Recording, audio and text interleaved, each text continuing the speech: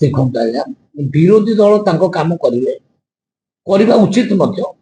ତାଙ୍କ କାମ ସେ ନ କଲେ ତାଙ୍କ ଭାତ ହଜମ ହବ ନା, ସେମାନେ କରିବେ। ଆଉ ଆମେ ବିରୋଧୀ ଦଳରେ ଥିଲାବେଳେ ବି ଆମେ କରୁଥିଲୁ, ଆମର ବିଭିନ୍ନ କାର୍ଯ୍ୟକଳାପ କରୁଥିଲୁ।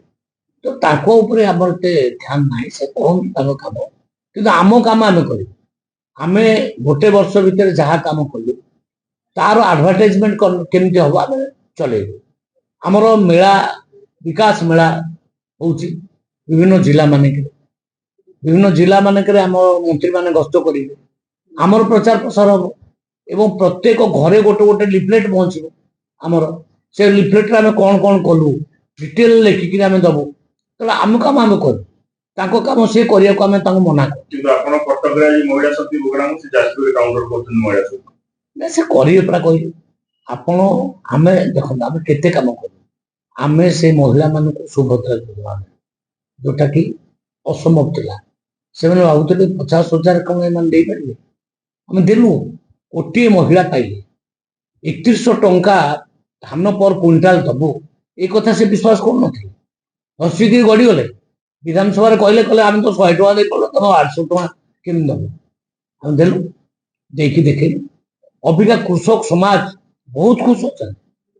କୃଷକ ଖୁସି, ମା ମାନେ ଭଉଣୀ ମାନେ ଖୁସି।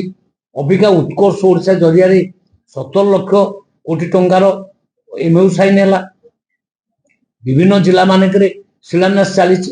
ମୋ ଜିଲ୍ଲାରେ ତ 3ଟା ଫ୍ୟାକ୍ଟ୍ରି ଆସୁଛି, 3ଟା ଫ୍ୟାକ୍ଟ୍ରି, ୱାରି ଏନର୍ଜି, ଆଇନକ୍ସ ୱିଣ୍ଡସ୍ ଏବଂ କଲ୍ୟାଣୀ ଇଣ୍ଡଷ୍ଟ୍ରି।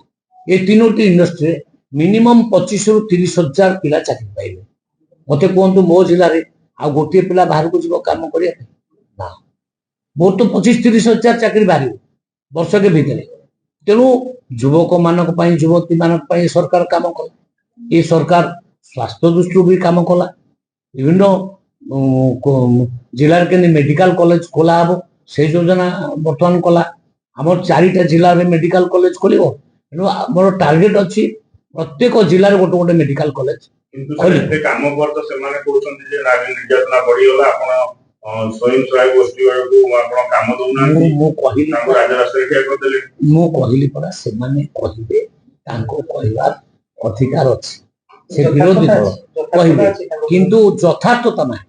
ଯଥାର୍ଥତା ନାହିଁ କାହିଁକି ନା ଆମେ 17 ଲକ୍ଷ ଦିଦିଙ୍କୁ, ମାନେ ଏସଏଚଜି ଦିଦିଙ୍କୁ ଲକ୍ଷପତି କରିବା ଟାର୍ଗେଟ କରିଥିଲୁ। ଆମେ 91% ସଫଳ ହେଇଛୁ। ସାରା ଭାରତ ବର୍ଷରେ ଆମେ ପ୍ରଥମ ହେଇଛୁ ମହିଳା ମାନଙ୍କ ପାଇଁ। ଏବଂ ମହିଳା ମାନଙ୍କ ପାଇଁ ଆମେ ଯୋଉ ମାନେ ସୁଭଦ୍ରା ଯୋଜନା ଲାଗୁ କଲୁ, ଏଟା କେବେ ସେ ଭାବିଥିଲେ? କେବେ ଭାବିନଥିଲେ।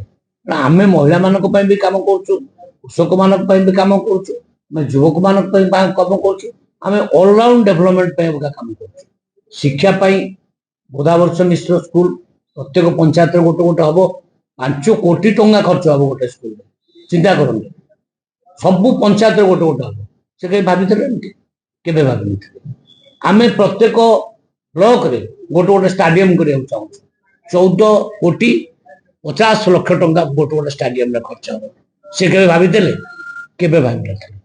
ସେ କେତେ ପରସେଣ୍ଟ ଇରିଗେସନ କରିଛନ୍ତି ତାଙ୍କ ସମୟ ଭିତରେ? ଇରିଗେସନ କରିନାହାନ୍ତି।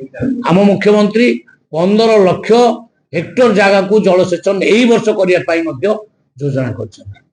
ଆମେ ପ୍ରତ୍ୟେକ ସବ୍ ଡିଭିଜନରେ ଗୋଟେ ଗୋଟେ କୋଲ୍ଡ ଷ୍ଟୋର କରିବା ପାଇଁ ଅଲରେଡି ଫାଇନାନ୍ସ କରିଦେଇଛୁ। ସେ କେଇଟା କୋଲ୍ଡ ଷ୍ଟୋର ଥିଲା ତାଙ୍କର? 24 ବର୍ଷ ଶାସନ କଲେ ପରେ କେତେଟା କୋଲ୍ଡ ଷ୍ଟୋର ଥିଲା? କେତେ ଆଳୁ ପ୍ରଡକ୍ସନ କରୁଥିଲେ? କେତେ ଅଣ୍ଡା ପ୍ରଡକ୍ସନ କରୁଥିଲେ? କେତେ ମାଛ ପ୍ରଡକ୍ସନ କରୁଥିଲେ? ସେମାନେ କିଛି କରୁନଥିଲେ, ଓଡ଼ିଶାକୁ ବୁଡେଇ ଦେଇଥିଲେ। କିନ୍ତୁ ଅବିକା ଧୀରେ ଧୀରେ ଓଡ଼ିଶା ଆଗକୁ ଯାଉଛି, ବଢୁଛି। ଗୋଟିଏ ବର୍ଷ ଭିତରେ ଆମେ ଯେତିକି ଷ୍ଟେପ୍ ନେଇ ସାରିଲୁଣି, ଏଇଟା ଅବିଶ୍ୱସନୀୟ। କେବଳ ମୋହନ ମାଝୀଙ୍କ ନେତୃତ୍ୱରେ ଏ ସଫଳ ହେଇଛି।